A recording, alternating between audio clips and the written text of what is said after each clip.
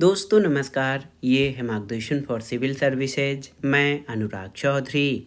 दोस्तों आज की वीडियो में आप पढ़ेंगे महत्वपूर्ण टॉपिक सूचना का अधिकार यानी राइट टू इंफॉर्मेशन। इसमें हम सूचना का अधिकार और सूचना का अधिकार अधिनियम 2005 के बारे में प्रमुख प्रावधानों को जानेंगे। दोस्तों ये टॉपिक विभिन्न प्रतियोगी परीक्षाओं की दृष्टि से महत्वपूर्ण है। तो आइए शुरू करते हैं सूचना का अधिकार और सूचना के अधिकार अधिनियम से जुड़े प्रमुख प्रावधान और महत्वपूर्ण तथ्य। सबसे पहले सूचना के अधिकार की जो ऐतिहासिक पृष्ठभूमि है उसके बारे में जान लेते हैं कि सूचना के अधिकार की उत्पत्ति जो है सामान्य रूप से कहाँ से हुई है।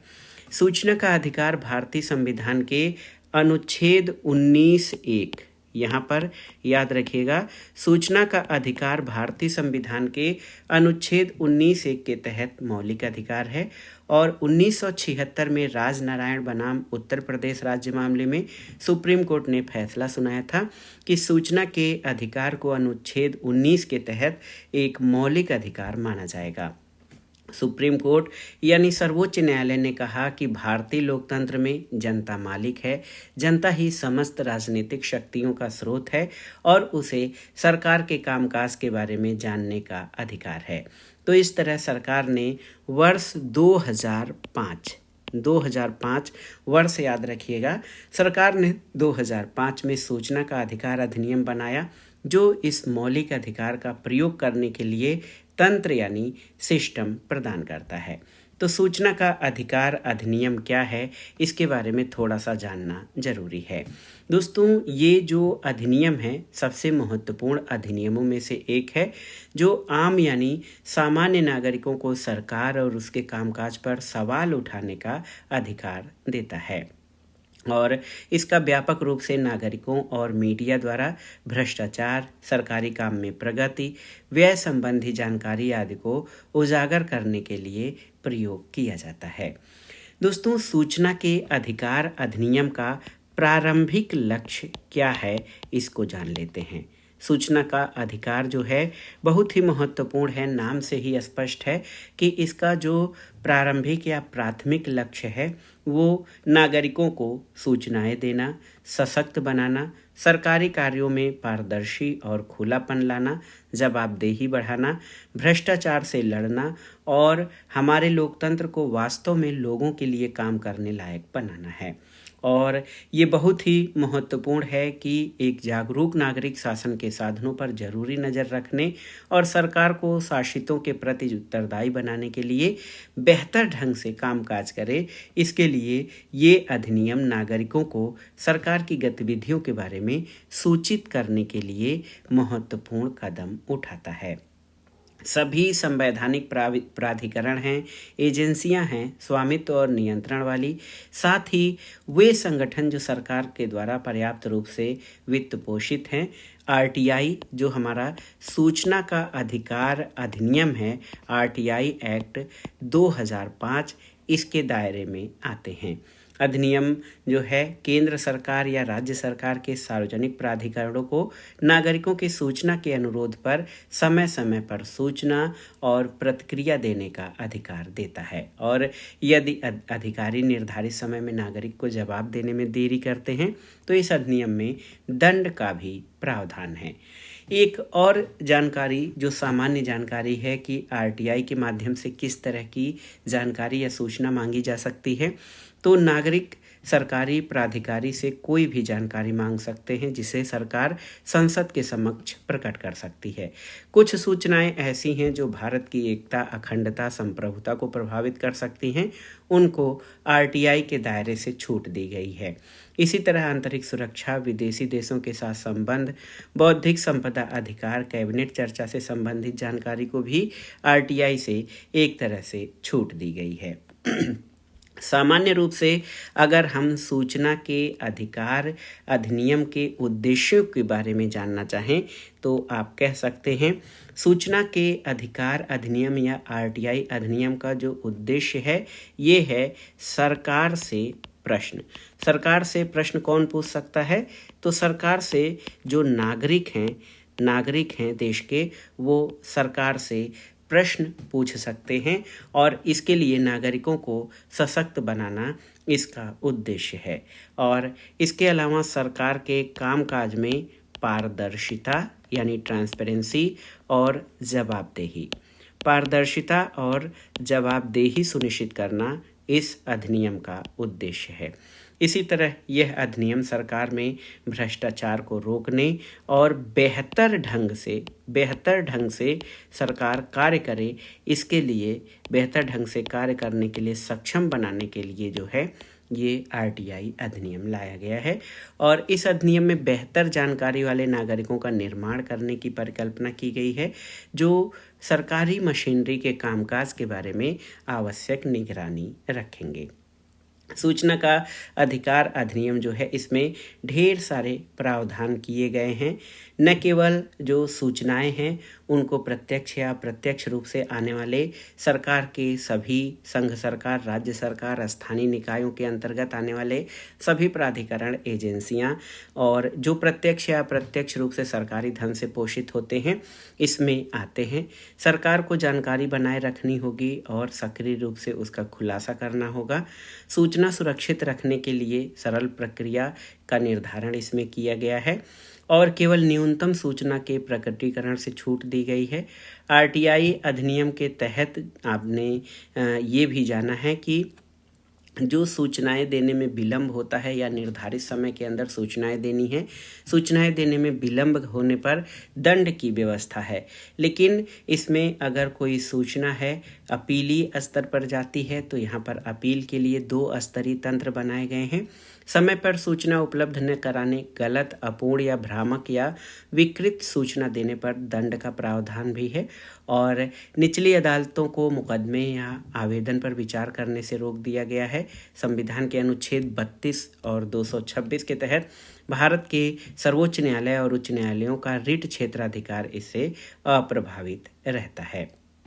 दोस्तों, आरटीआई अधिनियम का महत्व क्या है, इसको जानना बहुत ज़रूरी है। हमने चर्चा कर भी लिया है, लेकिन आप जान लीजिए कि आरटीआई अधिनियम 2005 नागरिकों को शासन में गोपनीयता और सत्ता के दुरुपयोग पर सवाल उठाने का अधिकार देता है। साथ ही साथ केंद्रीय और राज्य स्तर पर सूचना आयोगों के माध्यम से ऐसी सूचना तक पहुंच प्रदान की जाती है। और आरटीआई सूचना को सार्वजनिक वस्तु माना जा सकता है क्योंकि ये नागरिकों के हितों के लिए जरूरी है। पारदर्शी और जीवंत लोकतंत्र के संचालन के लिए भी सूचना और इसके अधिकार का बहुत ही महत्व है। दोस्तों, ये जो जानकारी प्राप्त होती है वो न केवल सरकार को जवाबदेह बनाने में मदद करती है, बल्कि कई उद्देश्यों के लिए भी महत्वपूर्ण है, जो जिससे समाज के हित पूर्त होते हैं या प्रभावित होते हैं। और हर साल कई लाख आवेदन आरटीआई अधिनियम के तहत दाखिल किए जाते हैं और इसके कारण ये विश्व स्तर पर व्यापक रूप से प्रयोग किया जाने वाला कानून बन गया है। आरटीआई अधिनियम का प्रयोग करते हुए लोगों ने ऐसी जानकारी भी मांगी है जिसे सरकारें प्रकट नहीं करना चाहती, क्योंकि इससे भ्रष्टाचार, मानवाधिकार उल्लंघन और राज्य द्वारा किए गए गलत कार्यों का भी खुलासा हो सकता है। और सर्वोच्च न्यायालय ने अपने कई निर्णयों में ये माना है कि सूचना का अधिकार संविधान के अनुच्छेद 19 और अनुच्छेद 21 से प्राप्त एक मौलिक अधिकार है, जो नागरिकों को क्रमशः वाक और अभिव्यक्ति की स्वतंत्रता और जीवन के अधिकार की गारंटी देता है। अब आइए सूचना के अधिकार और इस अधिनियम से संबंधित जो प्रमुख डेट हैं उनको जान लेते हैं, क्योंकि यहाँ से परीक्षाओं में प्रश्न अक्सर पूछे जाते हैं। तो सबसे पहले आइए जानते हैं कि सूचना का अधिकार अधिनियम संसद द्वारा कब पारित किया गया। तो एक डेट मैं नोट कर रहा हूँ, 12 मई 2005। 12 मई 2005 को आरटीआई अधिनियम, जो सूचना का अधिकार अधिनियम है, ये संसद के द्वारा पारित किया गया। संसद द्वारा पारित किया गया सूचना का अधिकार अधिनियम 12 मई 2005 को। दूसरा डेट है कि 15 जून 2005। देखिए, 15 जून 2005 को इसे राष्ट्रपति की स्वीकृति या सहमति मिली। राष्ट्रपति की स्वीकृति मिली इस अधिनियम को 15 जून 2005 को। और एक और महत्वपूर्ण डेट है जो सबके लिए ज़रूरी है, 12 अक्टूबर 2005 को सूचना का अधिकार जो अधिनियम है ये संपूर्ण भारत में लागू हो गया। 12 मई 2005 को संसद के द्वारा पारित किया गया, 15 जून 2005 को राष्ट्रपति की स्वीकृति मिली और 12 अक्टूबर 2005 को ये संपूर्ण भारत में लागू हुआ। भारत सरकार ने हमेशा अपने नागरिकों के जीवन को सहज सुचारू बनाने पर बल दिया है और हमें ये ध्यान देना जरूरी है कि सूचना का अधिकार अधिनियम से भारत को पूरी तरह लोकतांत्रिक बनाने के लिए, ये जो है सरकार को पारदर्शी सुचारू रूप से चलाने के लिए, जवाबदेह बनाने के लिए आरटीआई अधिनियम स्थापित किया गया है। तो सूचना के अधिकार या अधिनियम आरटीआई ये क्या है? तो आरटीआई का अर्थ सूचना का अधिकार या राइट टू इन्फॉर्मेशन होता है और इसे संविधान की धारा 19(1) के तहत मूलभूत अधिकार या मौलिक अधिकार का दर्जा दिया गया है। धारा 19(1)(a) यानी 19(1)(a) इसके अंतर्गत प्रत्येक नागरिक को वाक और अभिव्यक्ति की स्वतंत्रता दी गई है। इसी के अंतर्गत उसे ये जानने का अधिकार है कि सरकार कैसे कार्य करती है, इसकी क्या भूमिका है, इसके कार्य क्या हैं और एक लोकतांत्रिक सरकार होने के नाते जनता जिसमें सर्वोच्च होती है, जनता को अपने प्रतिनिधियों से या सरकार से ये जानने का पूरा अधिकार है कि उनके हित या कल्याण के लिए सरकार द्वारा कौन से कार्य किए जा रहे हैं। प्रत्येक नागरिक कर का भुगतान करता है और उसे अधिकार मिलते हैं, साथ ही उसे ये जानने का भी पूरा अधिकार है कि उसके द्वारा कर जो है जो दिया जा रहा है उस कर की राशि का उपयोग कैसे किया जा रहा है।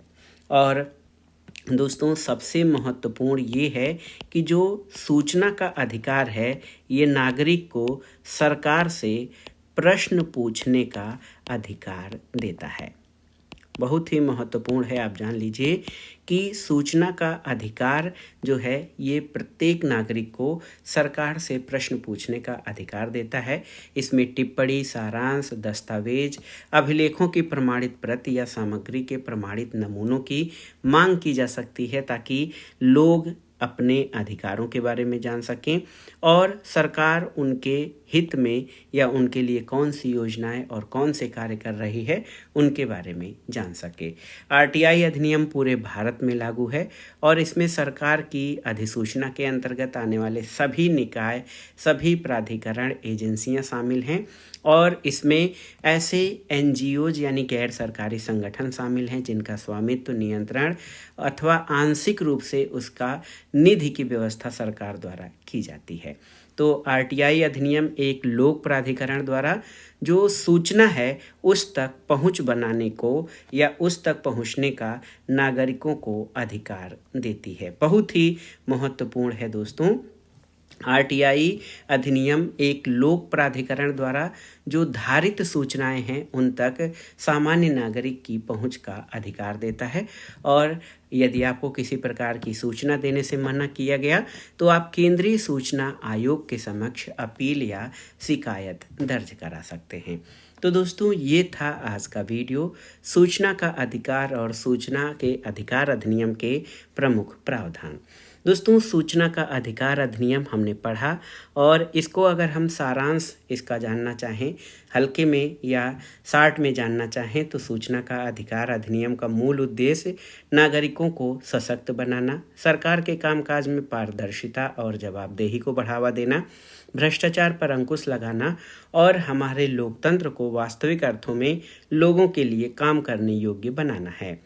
दोस्तों ये कहने की आवश्यकता नहीं कि एक जागरूक नागरिक शासन के साधनों पर आवश्यक निगरानी रखने और सरकार को शासितों के प्रति अधिक जवाबदेह बनाने में बेहतर रूप से सक्षम होता है। ये अधिनियम नागरिकों को सरकार की गतिविधियों के बारे में सूचित करने की दिशा में एक बड़ा कदम है।